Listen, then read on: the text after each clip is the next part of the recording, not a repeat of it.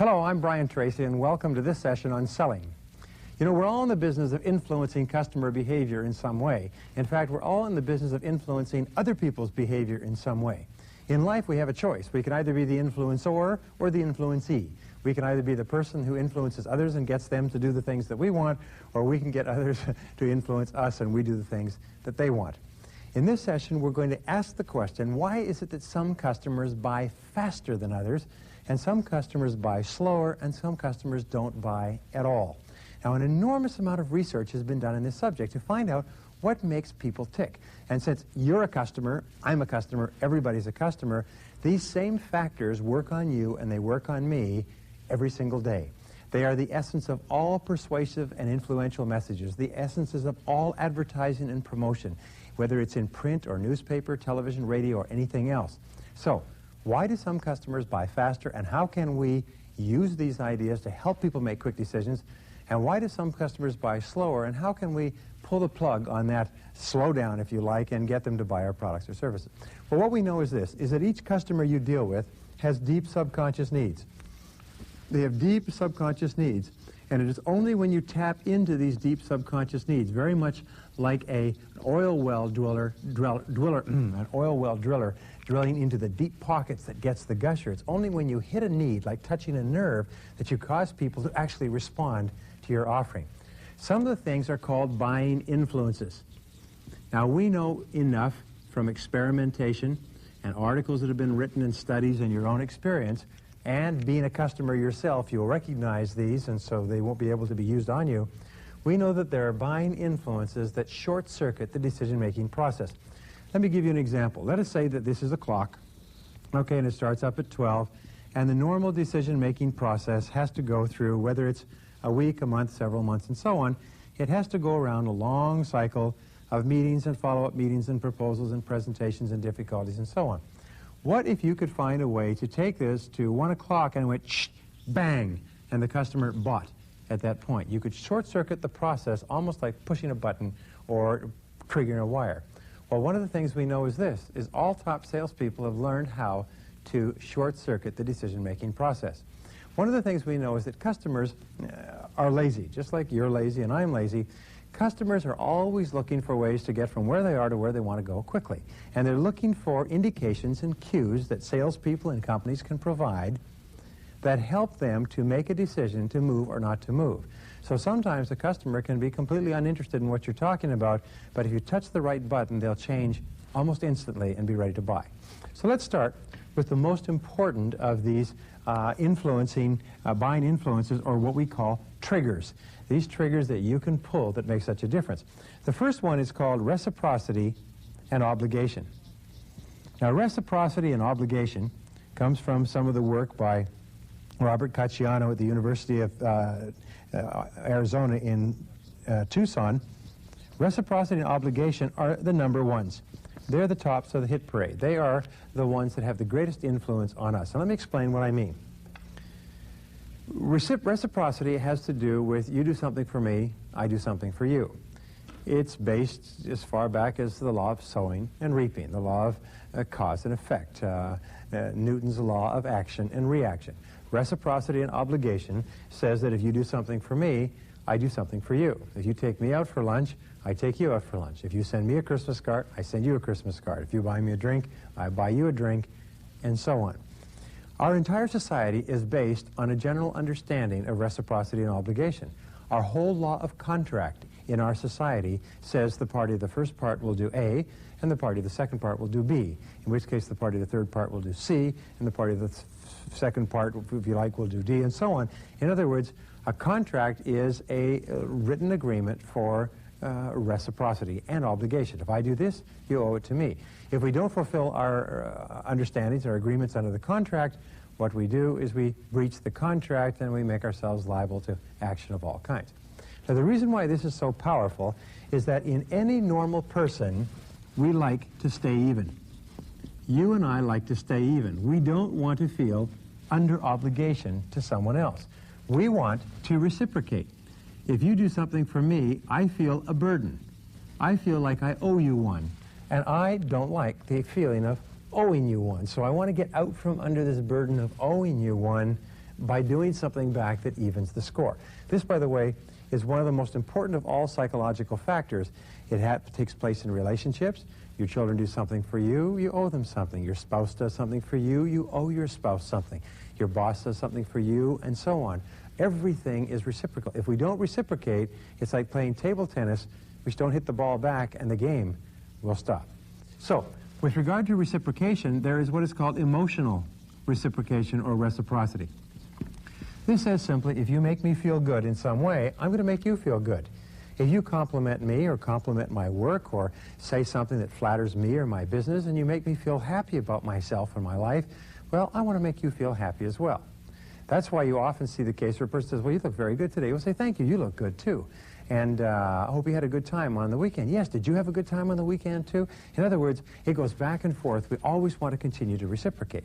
Well, the second type of reciprocity that we're common with is, that we're familiar with, is physical reciprocity. Physical reciprocity is often financial.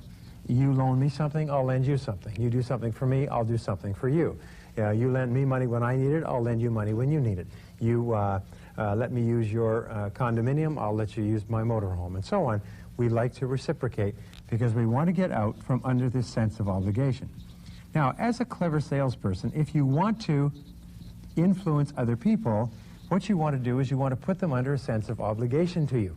You want to do things for them that cause them to want to reciprocate, and as it happens, as a salesperson, you have the very way that they can reciprocate. They can buy something from you. So here's 3 keys that cause people to want to reciprocate by buying your product or service. And I know people who make hundreds of thousands of dollars a year using these simple keys. Number 1 is very simple, is do favors and kindnesses for your prospects and for your clients. Harvey Mackay has become famous with his Mackay 66, where he sends birthday cards and anniversary cards and Thanksgiving cards and Christmas cards and Easter cards and so on, because he finds out what the critical dates are in his customers and his prospects' lives, and then he constantly sends them little things. He sends them tickets to their favorite game. He sends them news clippings about their hometown. He sends them magazine subscriptions to subjects that they enjoy. So finally they reach the point where, boy, they really feel like they kind of owe this company a lot, and they keep buying from them year after year. Now, a second thing that you can do is lunches and breakfasts. Lunches, by the way, are almost out now, but power breakfasts, where you invite a customer to meet you for breakfast, and then you pick up the tab, and the best way to do this, by the way, is to leave your credit card, pay it all, so no bill ever comes to the table. When you meet a prospect, invite them for breakfast. You see, here's the wonderful thing about breakfast. Virtually no one has any plans for breakfast because they can't say, I'm sorry, I'm tied up, I'm busy. Lunch maybe, dinner maybe, but breakfast, they'll have breakfast with you. At breakfast, all you do is you buy them something.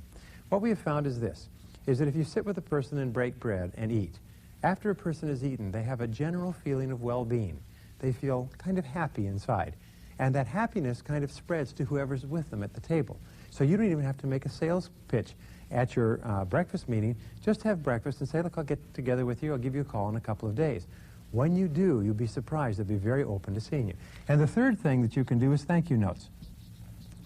Thank you notes and thank you cards are very, very powerful. In fact, if you wanted to change your whole career, just go out and make sure you talk to 10 people each day and send 10 thank you cards each night. And I promise you, within 90 days, you'll have sent out 222 days. You'll have sent out about 600 to 700 thank you cards. And for the next 2 to 5 years, you'll be doing business with those people. Because why? When a person receives a thank you card, thank you for the time, thank you for the information, thank you for listening to me, thank you for talking to me, thank you for the proposal. Whatever you say thank you for, people think warmly towards you, and they feel deep down inside that, I like that person, I kind of owe them something. And when you come around with a product offering, they're open to it. Now here's the next real trigger that gets people to act, and it's called commitment and consistency. Commitment and consistency is based on our understanding of human nature, is that first of all, we commit very slowly to things. And the more complicated our lives are, the more slowly we commit. But second of all, we strive to remain consistent with what we've done and said in the past. Ralph Waldo Emerson said, a foolish consistency is the hobgoblin of little minds. We become so concerned about being consistent with what we've done and said in the past that we'll often get ourselves into a box and into situations in the future which are not consistent with our best efforts. So, here are the key principles with commitment and consistency. First is what we call incremental commitment. When you call a customer and you say, hello, I'm Brian Tracy and I'm from ABC Company, you know what they say? They say, I'm not interested. And you know what you answer? It's very simple. You say, I didn't think you'd be interested. That's why I'm calling. Of course they're not interested. They're at 0 in terms of commitment. They need to be at 100 in terms of commitment to buy your product, and never seen or heard of you before. So therefore, you say, that's okay. Most people we talk to for the first time are not interested at all until they learn what we can do for them. Oh, that's okay. Almost everybody we talk to for the first time is not interested in what we're talking about, but they become our best customers. In other words, you expect that people will not initially be interested in you, and what you have to do is arrange a meeting. Because once a person has invested time with you, they have a little bit of commitment. Once they've given you some information and you've asked and got some questions and got some answers, they have more commitment. Once you've done a proposal and you've come back and you've analyzed their situation, given recommendations, they incrementally work themselves into a total commitment. Now, we know that we strive to remain consistent with what we've done and said in the past. This is why if you do a very good sales presentation, what you do is you ask a lot of questions about what they're doing, what they're looking for, what they're trying to accomplish, what they want, what they don't want, what they want more of, what they want less of, and so on. And then as you give your presentation, you point out that your product or service is consistent with what they said they wanted and they didn't want. If you've got children, you've always had the experience, you have it all the time, where the child will say, Daddy, you promised. You promised to take me to the movie. You promised to take me to McDonald's. You promised to get me a toy. Now, you don't even remember when you promised to do it, but if you said that you would do it, by gum, you're going to remain consistent with what you said you would do. So, your job in commitment and consistency is to uncover the customer's buying strategy. Find out how they have bought a particular product or service in the past. Here's a good question. Have you ever bought one of these before? Have you ever bought one like this before? When you bought it before, how did you go about making your decision? I mean, what were the variables that determined whether or not you bought it? What was the process that you went through? And then whatever they explain to you as their buying process, you structure your selling strategy so that it's consistent with the way they buy. You show that your product or service is consistent with the needs and problems that they've identified. And you get them to move from no commitment to incremental commitment one step at a time over a series of meetings. And every time you have a meeting, of course, you send another thank you card. And you keep current with them. You keep on top of the situation. Here's another buying trigger. It's called social proof. Now, social proof is very powerful. Social proof is so powerful that it can make 80% or more of a sale. Social proof is a form of word-of-mouth advertising in a way, but social proof is based on your answering the question, who else has done it? Who else has done it? You see, nobody wants to be first, and nobody wants to make a mistake. Nobody wants to buy something that won't work. Nobody wants to get something that nobody else has used. When you tell the customer of other people who have bought the product or service, it comforts them and gives them the feeling that the product or service must be okay. If other people had bought the product or service, then I am safe in buying the product or service myself because it must be okay if all these people have bought it. We were selling our management training video library a couple of years ago, and I sat down with the company and said, well, we don't know if it's any good or not. And I simply took out a list that I had generated of something like 300 leading companies in the United States who were all using this training library. I said, here are some of the companies that are using it already. And I remained completely silent. And he sat there for a while, and he picked up the list and put it down, and he was starting to hem and haw about, well, I don't know if it'd be good for us. And finally he said, well, I guess it must be okay if all these other companies are using it. So here's the second part of similar others, of social proof. It's called similar others. Whenever you are going to see a customer or a prospect for the first time, check the files, talk with other people, find out who else in their same business or industry is already using the same product or service. You see, you and I are unduly influenced by learning that other people in our business, other people with our background, other people like us are already using the product or service. It means that it must be okay because other people like us have already passed judgment on it. Well, the third part of social proof is testimonials. Now, a testimonial is so powerful that we recommend that every single salesperson have a testimonial booklet with testimonial letters in plasticized pages with the keywords highlighted, and they carry it around with them. Testimonials can be one of three kinds. They can be letters, which are letters from your clients that say, we bought your product or service and we liked it. It was very good. Or they can be lists, as I've told you, of all the different companies and individuals that use your product or service already. Or you can also use photographs. I know people who can have a whole testimonial booklet with a letter and a photograph of the customer using the product with a great big smile. And these people make 10 and 20 times as much as the average person who just goes around with their brochures and their sample case. So take an opportunity. We say that salespeople who don't use testimonials because they're so powerful, salespeople who don't use testimonials have skinny kids. Well, let's talk about some of the other buying influences that you can use. One of the most powerful of all, and any one of these can be all it takes to put the sale over the top. One of the most powerful of all is liking. We know that if a person likes you, they're going to be far more open to your influence. They're going to see your product or service as far better than it might be. They're going to be less sensitive to your price, and they're going to be more forgiving when you make the inevitable mistakes that you make with a long-term account. Remember, liking is based on emotions, and emotions distort valuations. People who feel emotional towards you do not have the ability to make clear, objective decisions. So your job is to be likable. Your job is to be likable. Your job is to have a positive mental attitude. Your job is to be cheerful and friendly.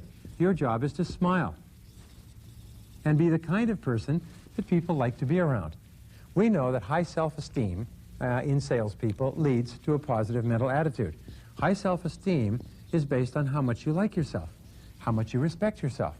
We also know that salespeople who are continually working on themselves, reading books, listening to tapes, going to courses, watching programs like this, getting better in their field, have high self-esteem. They have greater self-confidence. They feel better about themselves, and as a result, they like themselves, and we know there's a one-to-one relationship. You can't like anybody else more than you like yourself. So if you really want to establish high-quality relationships with customers, you've got to have a high-quality relationship with yourself. If ever you have a bad day or a bad week and you feel down, you're going to find it very, very difficult to sell. And the third part of liking, the final part of liking, is what we call the friendship factor. And the friendship factor is really the key to success in all business, the key to success in all public life and selling. The friendship factor is based on the fact that a person won't buy from you unless they like you. And a person will not buy from you until he or she is convinced that you're acting in their best interests, that you like them, that you are their friend, and that you care about them as more than just a customer. Customers, I've reached the point today that if they don't like you, they won't buy from you, even if they want your product or service, even if it's the best price, even if it's the only one available, they won't buy it unless they like you. They won't buy it unless they consider you to be a friend. The word friend is used to describe the top 10% of salespeople in every field. Now, there's another wonderful buying trigger that is so powerful that sometimes it's used to sell millions and millions of dollars worth of products, and it's called authority. We, you and I, are unduly influenced by people in positions of authority. People in positions of authority carry weight with us. Whenever we hear of somebody who is important, who has used a product or service, it makes us open to using the product or service ourselves. As a matter of fact, sometimes a well-known actor or a well-known political figure can change their hairdo or wear a particular article of clothing or engage in a particular activity, and the whole country will start changing their hairdo, wearing those clothing, or engaging in that activity because we are so influenced by people who have authority, people who carry weight with us. So, the three keys to authority, number one is expertise. If you're looking at a new food or vitamin formulation and you're told that a Nobel Prize winner in nutrition or biology has recommended and uses this themselves, that's very impressive. Sometimes that's all that it takes. Here's an example. One of the highest paid athletes in America is Michael Jordan. Michael Jordan makes millions of dollars a year in the Nike commercials. And the Nike people sell tens of millions of dollars a year worth of shoes because they've got him, one of the finest athletes in the world, on those commercials saying, just do it. When they go out to their shoe stores and they see shoes, they see the Nike commercial, they think of Michael Jordan, they respect Michael Jordan, and they say, hey, just do it. They buy the shoes. Another area of authority is publications. One of the most famous publications, of course, is Consumer Reports. A lot of people won't buy a product or service till they see it reviewed in Consumer Reports. Some people won't buy a product or service until they see it in a magazine and given a review. Some people won't see a movie. Some people won't do anything until they've seen it reviewed favorably. Also, radio and television. Any kind of third source that you can't buy acts as a very strong influence. And if you can mention, by the way, so-and-so uses our product and recommends it, or such and such a publication did a write-up on our product and recommended it, or number 3 is symbols of success. Symbols are things that you have. They're your clothing, your briefcase, your pen, your watch, your car, your shoes. When you look like a successful person and you recommend purchases to other people, they're far more likely to buy from you if you look like the kind of success that you're suggesting they could be if they followed your advice.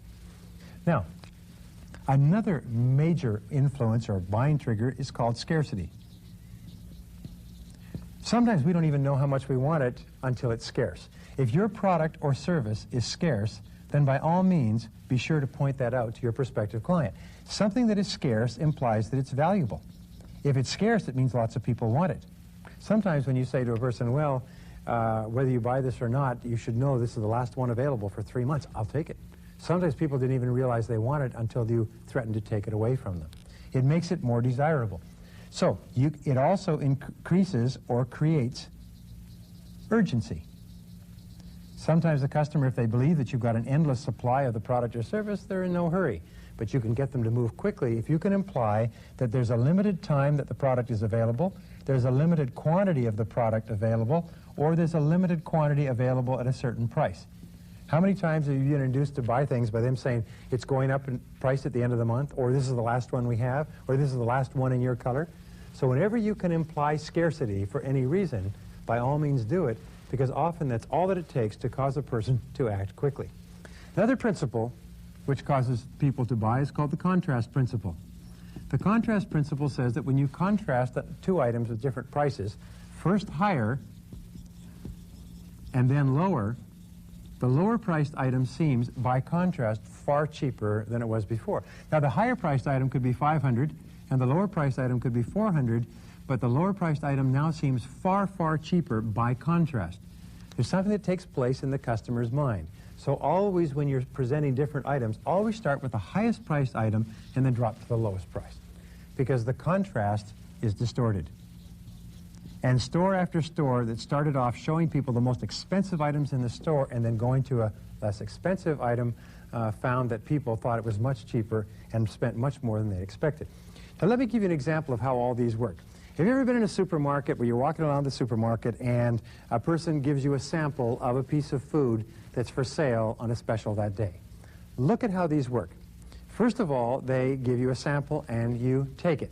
Once you take it from a person in the supermarket or a piece of paper on the street, now you feel that you owe them something. You want to reciprocate. They have triggered the desire for reciprocity and obligation by giving you something that you've tasted and enjoyed and felt good about. Well, now you eat it. Having eaten it, they say, how do you like it? You say, it tastes pretty good. They've triggered commitment and consistency. You said it tasted good. You ate it. So now, in order to be consistent with what you've said, you have to do something else. The third thing is you see others around there tasting and buying it, and you think, well, they're tasting and buying it, social proof.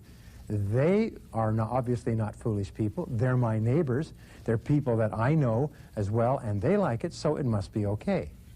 The girl who's handing it out, she's nice and friendly. She's likable. She's pleasant. You kind of like her. She's got a nice smile. So you kind of like her, so you like the product that she represents. She's triggered liking. So now she's triggered reciprocity and obligation. She's triggered commitment and consistency. She's triggered social proof and liking. And it's offered in a large supermarket that you respect because you go there on a regular basis, so it has the authority of this large supermarket chain behind it. It must be good if it's in the hallway here, so she's triggered authority. Then she says there's a special offer just today, and triggered the buying trigger of scarcity. This is your only chance to get this at this price. And finally, the contrast principle. It's contrasted with others. It's new, it's better, it tastes better, it's cheaper, it's a special, and so on. So virtually all of your hot buttons have been pushed in one single demonstration by them giving you a little something to eat. Okay, the final 2 words that we're going to use are, first of all, the word because. Because is a very powerful word. We're taught from the time that we're children to feel that a logical answer comes after the word because. And recommend is a powerful word because people that we respect recommend things, they don't sell things. So when you come to the end of a sales conversation, you always say, instead of you should get this or how do you like it, you say, what I recommend for you is this because of what you told me in the past. What I recommend for you is this because. And the word because seems to trigger an obvious reason or answer for going ahead. When you study these influence triggers, when you practice reciprocity and obligation, when you use commitment and consistency, when you use social proof, when you develop the concept of liking, when you use authority to lend greater strength and persuasiveness to what you're selling, when you contrast it with other products and services, and then when you say, I recommend to you this product because, you'll find yourself selling more and more and easier and faster than ever before.